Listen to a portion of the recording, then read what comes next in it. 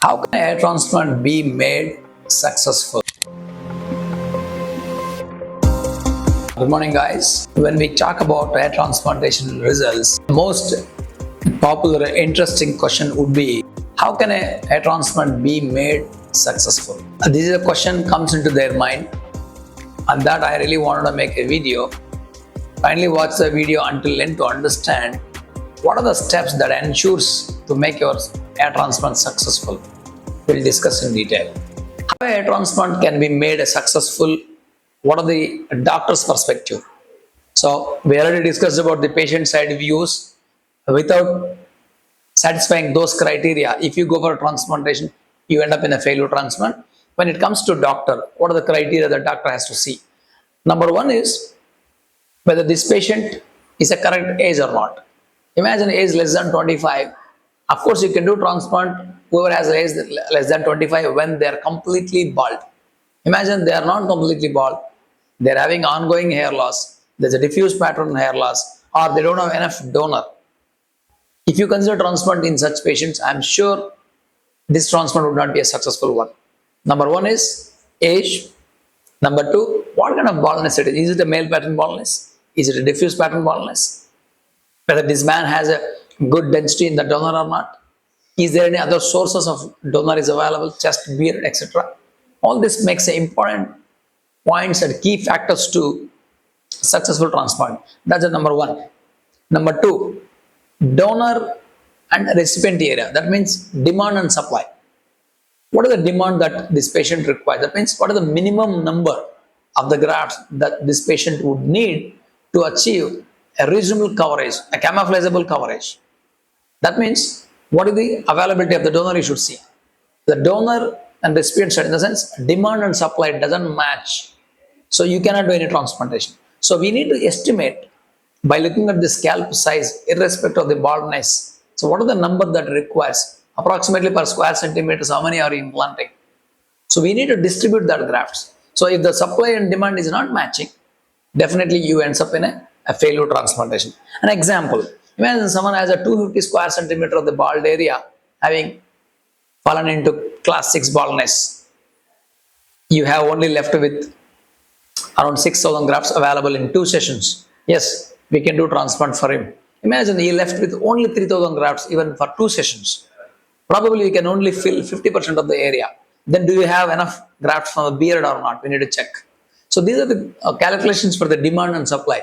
So the doctor has to estimate how many grafts that can be harvestable in one session without damaging the donor, how many grafts that can be harvestable second session from the scalp again without damaging the donor, then how many grafts that we can get from other sources like a beard and chest. These has to be calculated meticulously before doing any planning for the transplantation. And then also how many grafts that totally you would have in your hand. Those many grafts, how are you going to distribute it in the bald area? That makes a bigger sense, and definitely transplantation would be a successful one.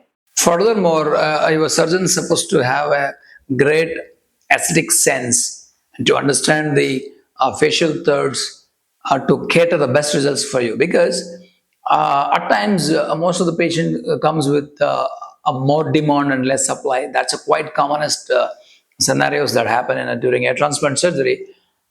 By having the knowledge in facial thoughts and facial aesthetics, your surgeon can get you a desirable and natural hairline plan where we are going to use less grafts and get you best outcome. For that reason, your surgeon must have some minimum knowledge on all these facial thoughts and aesthetics. If not, probably implanting in the wrong direction, wrong way, wrong place would lead to a failure transplantation. So that's an important factor. That means, having said that, at all the times, you don't get good density just because of the number of the grafts implanted more.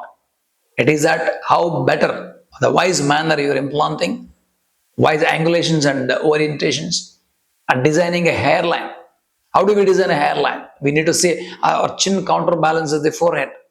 We need to measure the facial thoughts. We have to have some knowledge about it. Then I'm sure your surgeon is going to get you tailor the needs for your transplantation. Otherwise, simply implanting here and there in erratic manner, you would end up in a bizarre outcome and you will not like it. So these are the further step that your transplantation refinement would happen. An example, imagine patient demands around 6,000 grafts, but you ended up in getting only 4,000 grafts. How do we modify the treatment? So basically, instead of implanting grafts everywhere from beginning to end, at times we can implant only 75% and yet we can get 95% of the visual outcome. So for that, your surgeon has to exercise more on facial aesthetics and you need to implement the plan. So you should be ready about versatile plans, plan A, plan B, plan C. So that has to be discussed with the patients with the transparency. Then you will definitely cater the best outcome with the good results. Well, in conclusion, how a hair transplant can be made successful. There are a few points we discussed from the patient side. First question, check yourself, what is your age? Kindly understand your hair loss or baldness. Then, if you don't get an idea, visit a good doctor. Take a suggestion, rather asking the direct price for the transplantation. Ask for whether I'm a good candidate or eligible candidate for the transplantation or not.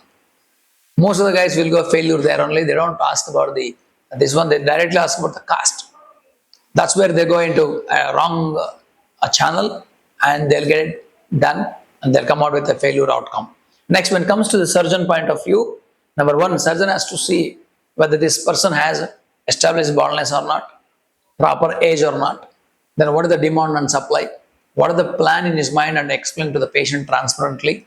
And what if he's going to get less grafts? Do you have any alternate source of getting from the beard and chest for that patient is ready or not? Then in case still the graft number is very less for him, what are the modification treatment do you have in your mind? Instead of covering 100% of the area, you cover only 70-80% and make him 90% better.